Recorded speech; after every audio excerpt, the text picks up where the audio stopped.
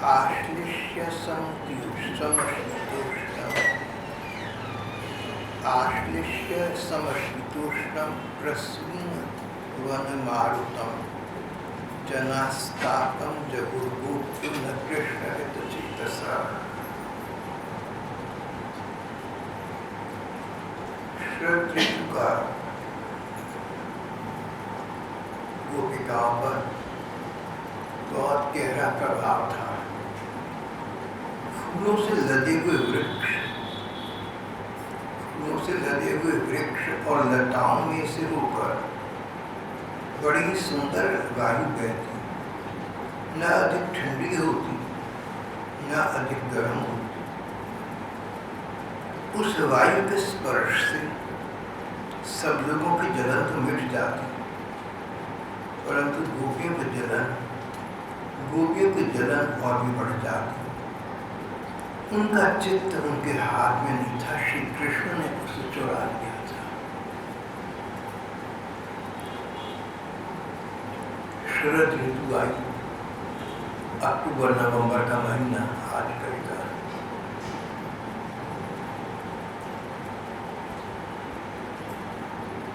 पेड़ों और लताओं में होकर बड़ी अच्छी बड़ी शीतल वायु प्रवहमान होती, न अधिक ठंडी होती न अधिक गर्म थी, समशीतोष्ण।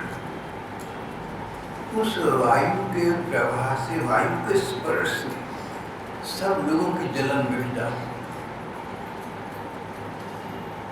गर्मी का स्पर्श समाप्त हो जाता, शीतलता व्याप्त हो जाती। शरद ऋतु की समशीतोष्ण वायु से सब लोगों की जलन तो मिट जाती, पर गोपियों की जलन और भी अधिक बढ़ जाती।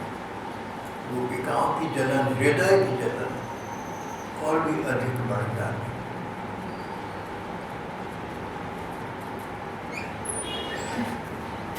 गोपिकाओं के हृदय में विरह की अग्नि प्रज्वलित हो रही थी। उन्हें श्री कृष्ण से अनुराग था। जिससे अनुराग होता है उसका हम संग चाहते हैं, उसके संग में सुख मिलता है। गोपिकाओं को श्री कृष्ण से अनुराग था, उनके संग से सुख की कामना थी, सो न मिली। ऐसी स्थिति में शीतल वायु उनके लिए मानो उष्ण वायु हो गई, उनकी जलन और भी अधिक बढ़ गई। जब प्रकृति के उपकरण सबके अनुकूल होते हैं, चांदनी को छिटकती हुई वीणों से छन छन करके आदि चंद्र ज्योत्सना, पर्वतीय प्रांत, कुंज निकुंज बाग बगीचे सब लोगों को अच्छे लगते हैं, शीतलता प्रदान करती, पर प्रेमियों के हृदय की जलन को बढ़ा देती है। उनको अपने प्रियतम की स्मृति और अधिक विमल उठती है, उसे वो सहन नहीं कर पाती, न सह सकती है न कह सकती है। हृदय की अग्नि, हृदय की ज्वाला हृदय के अंदर, हृदय ही में रहती है। गोपिकाओं की यही स्थिति थी। गोपिकाओं को श्री कृष्ण का विरह सताता रहता था। दिल चाहता था कहीं से कृष्ण मिल जाए, आते जाते श्री कृष्ण कहीं से हमें दिख जाए, हमारा हाल पूछें, अपना हाल बताएं। श्री कृष्ण के साथ हम पिकनिक मनाएं, सुख मनाएं, और श्री कृष्ण उन्हें हर समय इस समय उपलब्ध नहीं होती थी। तो जब चांद की चांदनी पेड़ों से छन छन कर यमुना जी के तट पर पड़ती, सबको अच्छी लगती, सबको सुख मिलता, पर गोपिकाओं को उससे प्रतिकूल, उससे उल्टा दुखी मिलता था। फूल पत्ते देखकर, लता पताए देखकर, बाग बगीचे देखकर सबको अच्छा लगता, पर गोपिकाओं को श्री कृष्ण का स्मरण उठता, उनकी याद में और भी अधिक हो जाती। उनके हृदय में एक अनल धधक उठती, एक ज्वाला धधक उठती। गोपिकाओं की जलन और भी बढ़ जाती। उनका चित्त उनके हाथ में नहीं था। जिसका चित्त अपने हाथ में नहीं है, जिसका हृदय अपने हाथ में नहीं है, दूसरों के हाथ में, उसकी तो ये स्थिति होनी सहज संभव है, सहज संभाव्य है।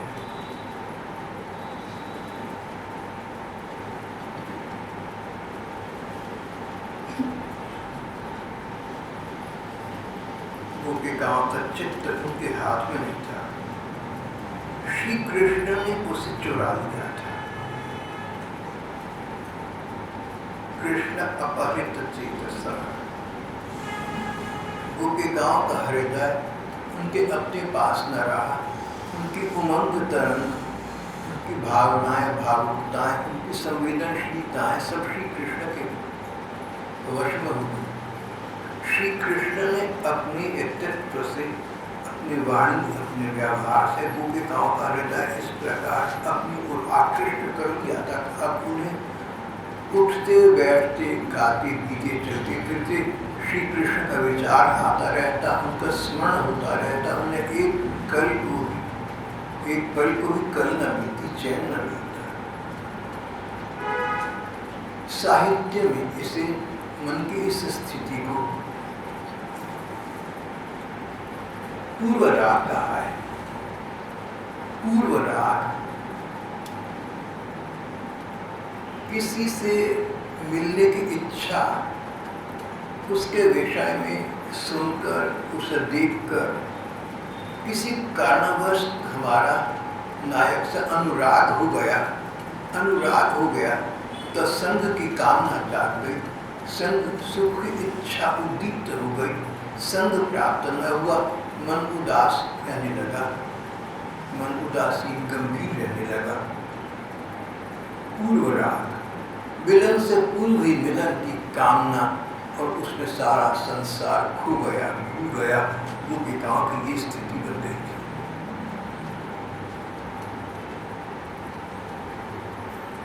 गोपिकाओं पर कथाकार कहते हैं श्री कृष्ण का ऐसा प्रभाव था। श्री कृष्ण ने गोपिकाओं को वशीकृत कर दिया, अपने वश पर कर दिया। कृष्ण हृत चेतसा, श्री कृष्ण ने गोपिकाओं के चित्त का हरण कर लिया, उसे चुरा लिया।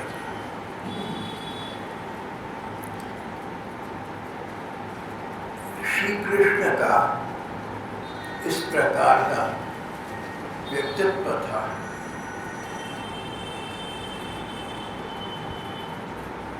इस प्रकार का प्रभाव था। गोपिकाएं उनसे अप्रभावित न रह सकी। वो प्रभावित हुई तो इतनी के उनके ही भाव से भावित हो गए। टीकाकार कहते हैं कि श्री कृष्ण का, उनके वपु और वंशी का गोपिकाओं पर गहरा प्रभाव था। वपु और वाणी, गोपिकाओं की मनोस्थिति का निर्माण स्वयं श्री कृष्ण ने किया था। गोपिकाओं ने जानबूझकर कोई प्रयत्न नहीं किया, कोई प्रयास नहीं किया, कोई साधना नहीं की श्री कृष्ण को हृदय में स्थान देने की। पर श्री कृष्ण का वपु, उनका व्यक्तित्व, उनका श्री विग्रह ऐसा था जिसे देखकर, जिसके विषय में चर्चा करके, जिसे सुनकर गोपिकाओं का हृदय अधिकाधिक उत्तर उनकी ओर आकृष्ट होता जाता था। और दूसरा वंश, श्री कृष्ण के वंशी वादन का प्रभाव गोपिकाओं पर इसी प्रकार जादू डालने वाला था।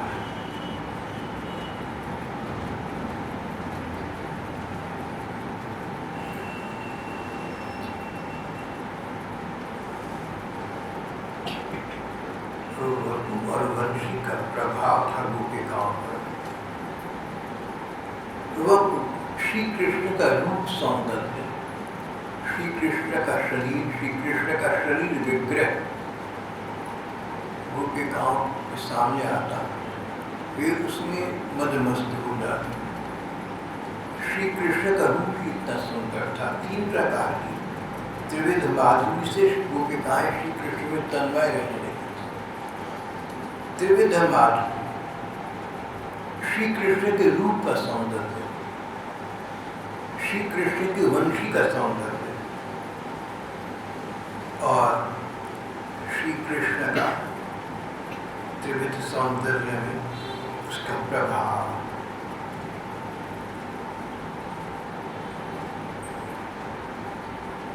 रूप का सौंदर्य था। श्री कृष्ण सुंदर इतनी, एक बार पशु पक्षी देख लें तो भूले नहीं, जड़ पदार्थों पर उसका प्रभाव पड़ जाता था। श्री कृष्ण का वंशी का स्वर सुनकर गोपिकाओं पर इसी प्रकार का आकर्षण का प्रभाव पड़ जाता है।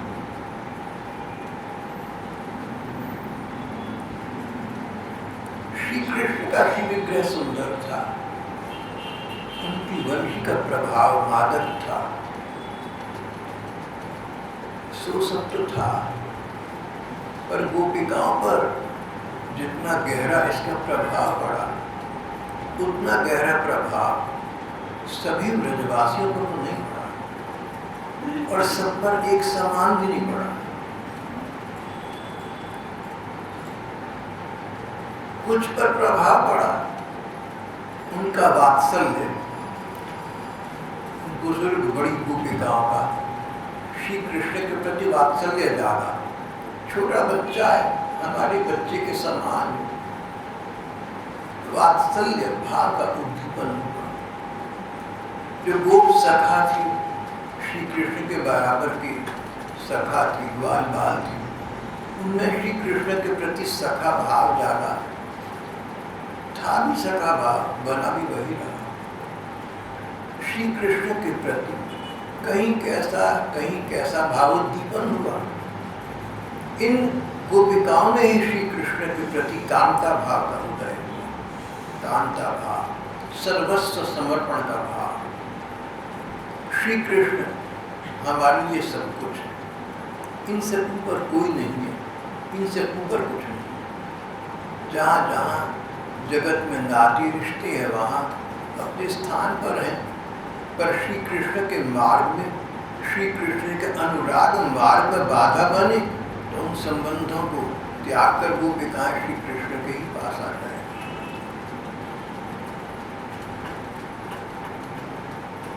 इसका अर्थ ये हुआ, औरों पर वो प्रभाव नहीं पड़ा जो गोपिकाओं पर पड़ा। इसका अर्थ ये हुआ कि गोपिकाओं के पूर्व जन्म के संस्कार ऐसे थे। गोपिकाएं पिछले अनेक जन्मों के ऐसे संस्कार लेकर आई थी, ऐसे कर्म कर लेकर आई थी, जिनसे श्री कृष्ण का उन पर भी प्रभाव पड़ा था। बड़े बड़े टीकाकारों ने इस विषय में बड़ी बड़ी व्याख्याएं की हैं। गोपिकाएं पूर्व जन्म में कौन थी, कहाँ थी, किस प्रकार की थी, कैसे वो श्री कृष्ण को पति रूप में प्राप्त करने के लिए, परम पति परम प्रियतम के रूप में प्राप्त करने के लिए अनेक जन्मों में साधना रत रही थी। ग्रंथों में इसका विशद वर्णन। यहाँ तो इतना कहना पर्याप्त है कि गोपिकाओं के पूर्व जन्मों के संस्कार थे, इस जन्म पूर्ण हो गए। गोपिकाओं ने पूर्व जन्मों में श्री कृष्ण को पाने के लिए साधना की थी, सिद्धि का लाभ होने का। गोपिकाओं की पूर्व जन्मों की साध रही थी, तृषा रही, चिर पिपासा रही, प्यास रही कि कहीं से कृष्ण मिल जाए। उस पिपासा के शमन का समय अब आ गया था। पूर्व संस्कार जानिए। इसका एक अर्थ ये हुआ कि जो व्यक्ति आज चाहे श्री कृष्ण से प्रणय सुख की प्राप्ति करना, जो व्यक्ति आज चाहे श्री कृष्ण के प्रति कामता भाव का उद्दीपन, जो श्री कृष्ण के प्रेम पथ का पथिक बनना चाहे, उसे आज अपने ऐसे कर्म करने चाहिए, ऐसे वचन बोलने चाहिए, ऐसे वाणी, ऐसे व्यवहार करने चाहिए जिससे अगले जन्म में आगे जाकर कभी और हो सके इस जन्म भविष्य में श्री कृष्ण के प्रति गोपियों वाला अनुराग उत्पन्न हो जाए। गोपिकाओं ने पिछले जन्मों में साधना की थी, तो आज श्री कृष्ण के प्रति अनुराग अनुराग प्राप्त कर लिया। हम आज साधना करें तो अगले किसी जन्म में अनुराग को प्राप्त कर लेंगे। साधना बड़ा महत्वपूर्ण विषय है। साधना के बिना कुछ नहीं मिलता। प्रयत्न किए बिना, प्रयास किए बिना और श्री कृष्ण को परम प्रियतम के रूप में पाना सर्वोच्च बात है, सर्वोत्तम बात है, सबसे बड़ी बात है। श्री कृष्ण की प्रणय प्राप्ति साधारण प्रकार से हो जाए, बैठे बैठे हो जाए, बिना साधना किए हो जाए, ये संभव नहीं। बड़े बड़े ऋषि मुनियों ने, तपी तपस्वियों ने श्री कृष्ण के उस प्रकार के प्रेम को नहीं प्राप्त किया जो गोपिकाओं ने किया। गोपिकाओं की महिमा अमित अपरंपार है। वो प्रेम संसार में श्री कृष्ण के प्रति किए गए अन्य सब प्रेम के विधाओं से अलग है।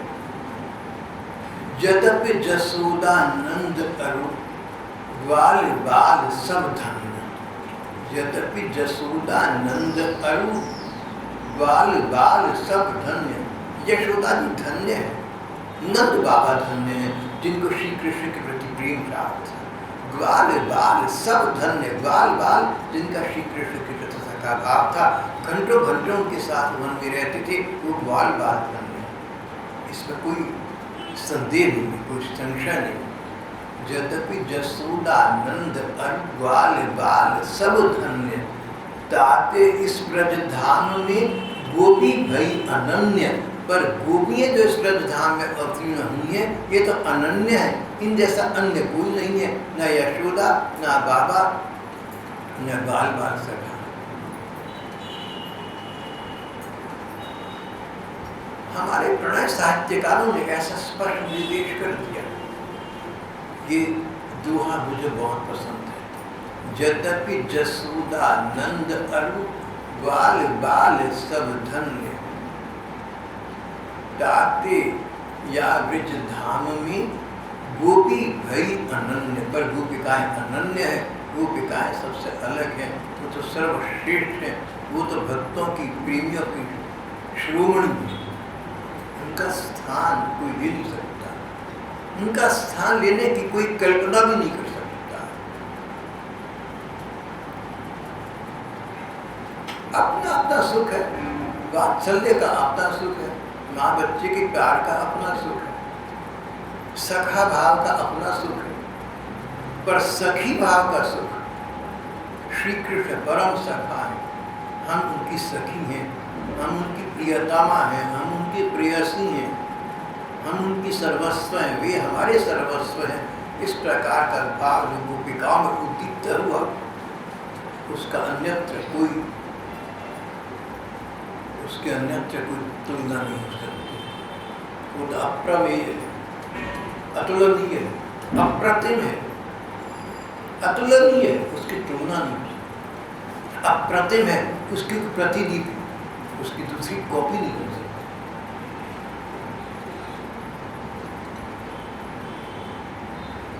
ताते या ब्रज धाम में गोपी भई अनन्य।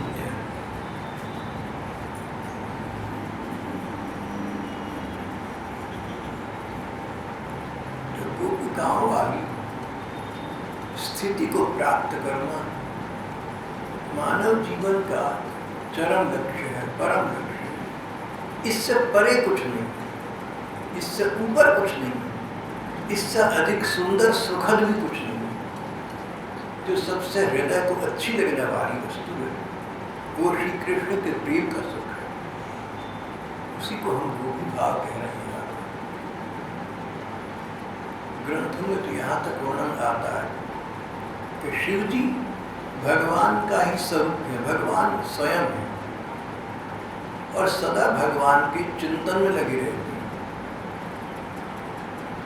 पार्वती जी के साथ बैठते हैं तो सुख की कामना होती है, तो श्री भगवान की चर्चा, उनके विषय में वार्तालाप करना शिव पार्वती के एकांतिक जीवन का सर्वोच्च सुख है।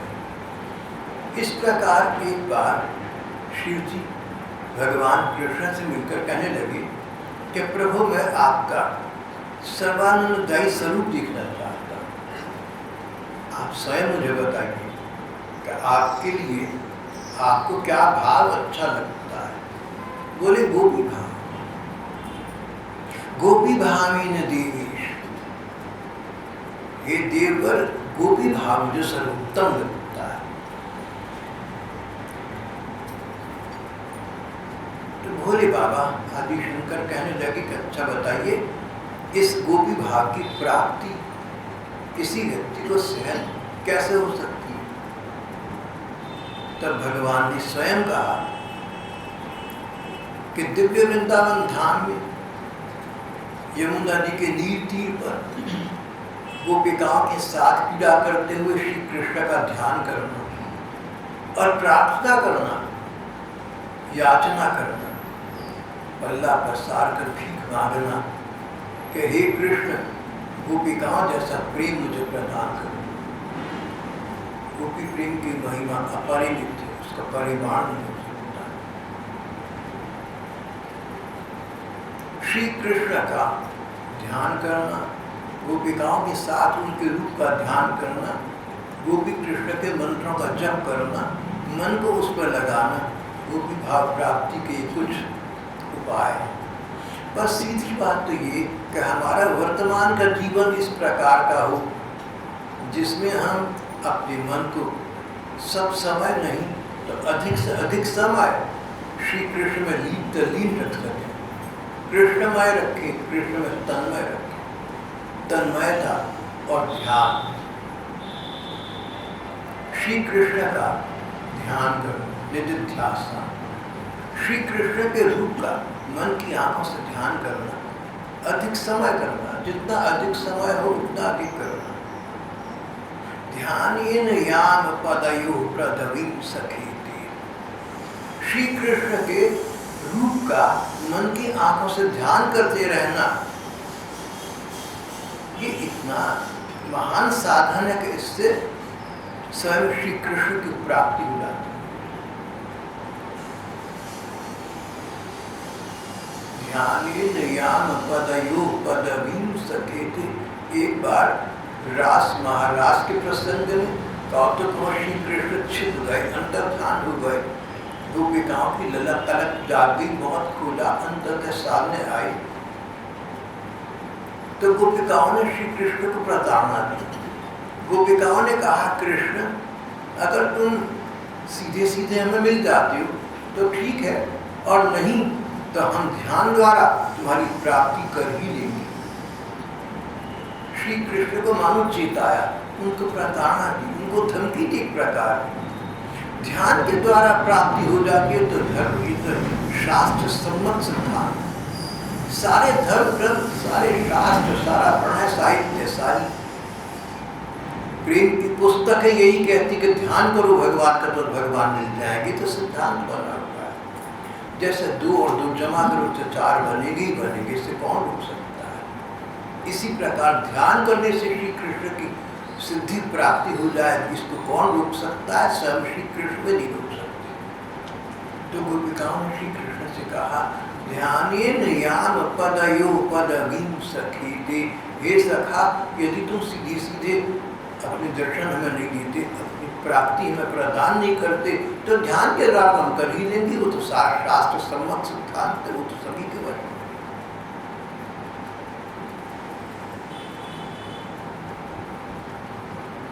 कुछ गोपिकाएं थी, जब रास रात्रि को यमुना जी के किनारे खड़े श्री कृष्ण ने वंशी वादन किया। कुछ गोपिकाएं अपने घरों में थी, किसी कारणवश तुरंत बाहर न आ सकी।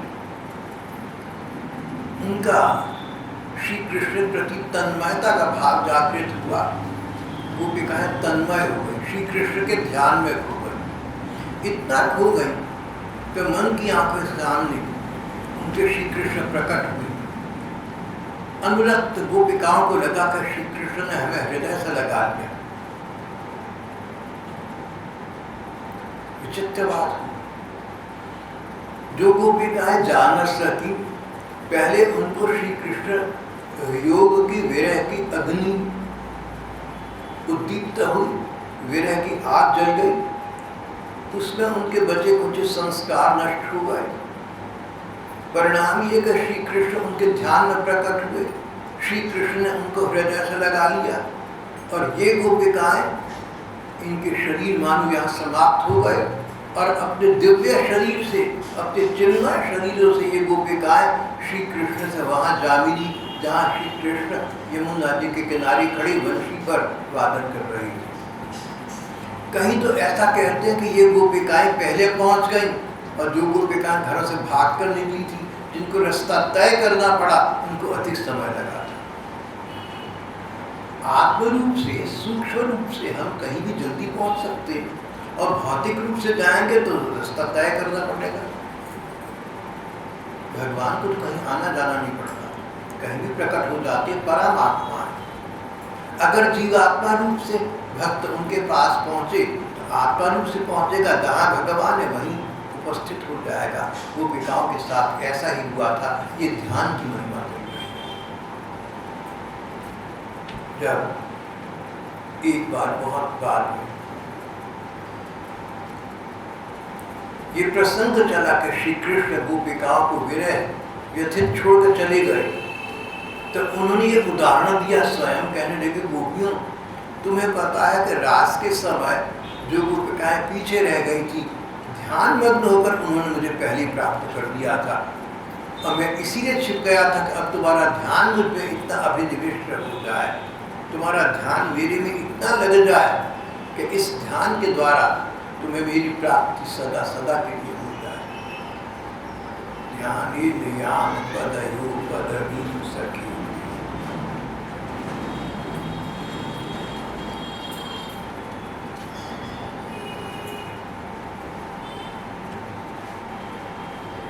इस प्रकार की थी ये गोपिकाएं, जिन्होंने पूर्व जन्मों में अनेक अनेक जन्मों में श्री कृष्ण को पाने के लिए साधना की थी और अब वो साधना सिद्ध हो गई थी। स्वयं भगवान वंशी वानंतर गोपिकाओं को पास बुलाया। गोपी भाव की प्राप्ति हमारे जीवन का चरम लक्ष्य है। येन केन प्रकारेण, जैसे तैसे हो सके श्री भगवान का इस प्रकार का प्रणय चाहिए। कोई भी मार्ग हो, अगर ये लक्ष्य उपलब्ध हो सके तो मार्ग ठीक है, मार्गों के झमेले में न फंसना। लक्ष्य स्पष्ट होना चाहिए।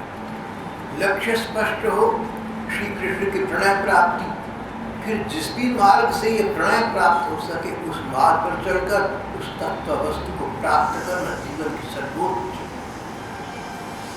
सर्वोच्च उपलब्धि है। ये highest human achievement.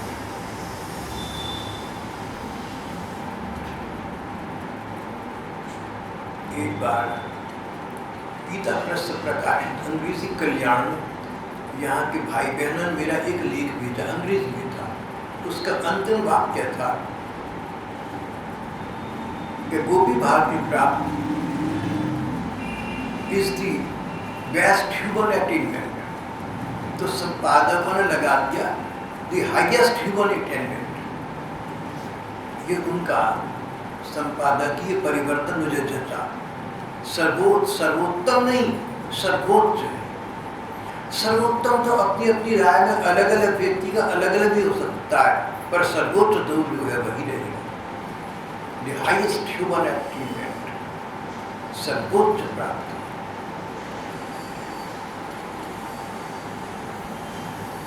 Narad ji ने लाखों बरस पहले जब सृष्टि का उद्भव हुआ तो भक्ति को लेकर 84 सूत्र लिखे। सूत्र का मतलब छोटा सा वाक्य, सूत्र छोटा सा वाक्य, 2 शब्दों में सार बात आ जाए। नारद जी के छोटे छोटे 84 सूत्र। यहाँ पर सब प्रसंग उनकी पहली वार्ता हो चुकी है। नारद जी का पहला सूत्र है अथातो भक्ति व्याख्या श्यामा। बस इतना सा। अब हम भक्ति की व्याख्या करेंगे। छोटा सा वाक्य, स्मॉल सेंटेंस, सूत्र। अर्थात तो भक्ति व्याख्या श्यामा, अब हम भक्ति की व्याख्या करेंगे। अब हम खोलकर समझाएंगे कि भक्ति कैसी होती है, क्या होती है। भटक मत जाना, कहीं अटक मत जाना, ठीक है, ठीक ठीक मार्ग पर सीधे सीधे चलना, तो तुम्हें प्राप्ति हो जाएगी। साच परम प्रेम रूपा, ये भक्ति भगवान के प्रति ऐसा प्रेम है जिससे ऊपर कोई प्रेम कहीं हो सकता नहीं। अमृत स्वरूपाचार, बहुत मिठास है, बहुत सुख है, रसास्वादन। यह लब्धा पुमान सिद्धो भवति मुक्तो भवति अमृतो भवति। यह व्यापा, बहुत लंबे सूत्र, बहुत अनेक सूत्र हैं। यहाँ बात ये चल रही है कि छोटे छोटे सूत्रों में नारद जी ने भगवत प्रेम की व्याख्या करके अंत में एक स्थान पर कहा कि बड़ी बड़ी बातों से, लंबी लंबी बातों को करने से क्या लाभ। एक वाक्य में आपको बता देता हूँ कि जीवन का लक्ष्य उस प्रेम को प्राप्त करना है जो सर्वांगीण है, सर्वोच्च है। फिर नारद जी रुके, सोचा क्या कहूँ। बोले यथा व्रज गोपिका नाम, सर्वोच्च प्रेम वो है जैसे वृंदावन की गोपिकाओं का। उसकी व्याख्या न कर सके इतनी जितनी एक शब्द बता दिया जैसा गोपिकाओं का था। अब कोई पूछे कि घोड़ा कैसा होता है, हम कहते कुत्ते जैसा होता है, शक्ल में जरा बड़ा होता है, शरीर में 4 पाँव होती है, खुर होती है इत्यादि। अगर हम घोड़ा सामने लाकर खड़ा कर दें ऐसा होता है तो पता चल जाए। नारद जी ने गोपिकाओं का उदाहरण सामने लाकर प्रकट कर दिया, उपस्थित कर दिया, जैसी गोपिकाओं का प्रेम है, समझ लो कैसा है।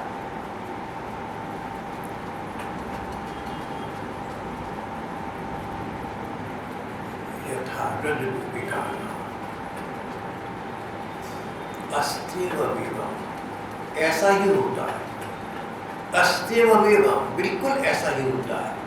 देखो कितने छोटे छोटे साथ के सूत्र हैं, छोटे छोटे। अस्त्येव विवम, अस्त्येव विवम यथा व्रज गोपिका नाम, जैसे वृंदावन की गोपिकाओं का।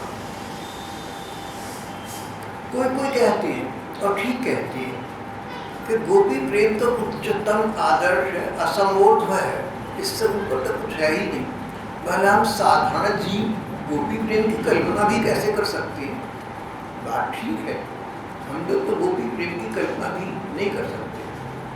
लेकिन इस विषय में मैंने शायद आपको पहले भी कहा था, मैंने अंग्रेजी में एक कहावत पढ़ी थी, an ideal is like the pole star, आदर्श ध्रुव तारे की भांति होता है। It will never be reached, आप उस तक पहुंच न सके, but it can always be guide, लेकिन दिशा दर्शन तो करेगा। आज भी रात के समय एक समंदर में जहाज चला जा रहा है, रास्ता भटक गया है, कुछ नहीं है चारों तरफ, लेकिन आसमान में सितारे तो हैं, ध्रुव तारा दिख रहा है। अब जहाज जानता है तो ध्रुव तारा उत्तर दिशा में होता है। एक दिशा का पता लग जाए तो अन्य दिशाओं का बोध तो स्वयं हो गया। इस ध्रुव तारे तक जहाज पहुंच सके न पहुंच सके सो तो बात ही नहीं है। बात तो एक दिशा का पता लग जाए, ठीक दिशा का पता लग जाए। एक अंग्रेज ने कहा, an ideal is like the pole star, it will never be reached, but it is always a guide. रास्ता तो दिखा रहा है। गोपी प्रेम तक हम आज पहुंच न सकें, उसकी कल्पना भी न कर सकें, पर उसके अनुकूल जीवन यापन करेंगे। हमें पथ तो पता लग गया, रास्ता तो पता लग गया, मार्ग तो पता लग गया, और चल पड़ेंगे तो एक न एक दिन अपनी मंजिल पर कभी न कभी पहुंच जाएंगे। प्रेम पथ में, कृष्ण प्रेम पथ में एक आश्वासन, एक सांत्वना और भी है। वो ये है कि अगर हम उस पथ पर चलना चाहें, साधु हमारे मन में इच्छा हो सके और उसके लिए साधना करें, प्रयत्न करें। अगर हम भगवत प्रेम की साध रखते हैं और साधना करते हैं, उस साधना को परिपूर्ण करने का कार्य स्वयं श्री कृष्ण करते हैं। मानो कहते हो तो मेरे बात पर चलो तो सही, एक पग रखो, 99 पग मैं पूरी करूँ, पग रखो तो सही। एक पग रख करने के लिए ही ये सत्संग, ये वार्ता, यहाँ का छोटा सा वातावरण है। इसको गंभीरता से लेना चाहिए।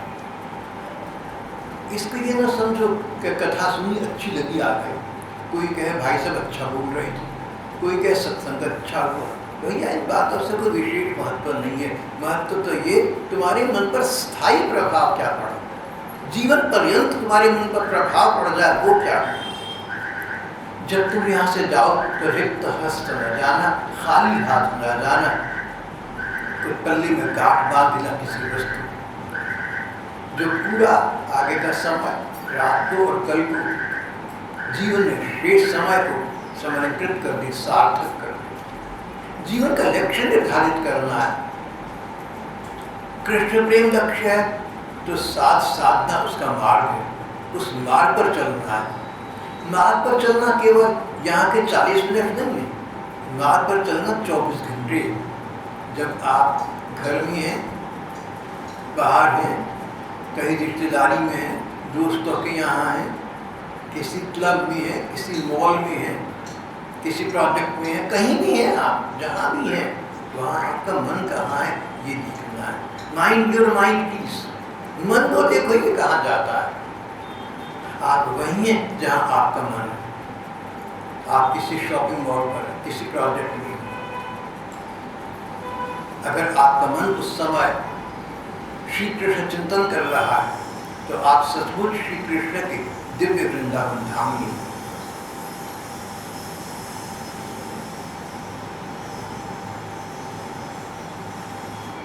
यहाँ पर आज हम अपना प्रसंग समाप्त कर देते हैं। श्री प्रसंग कल करेंगे।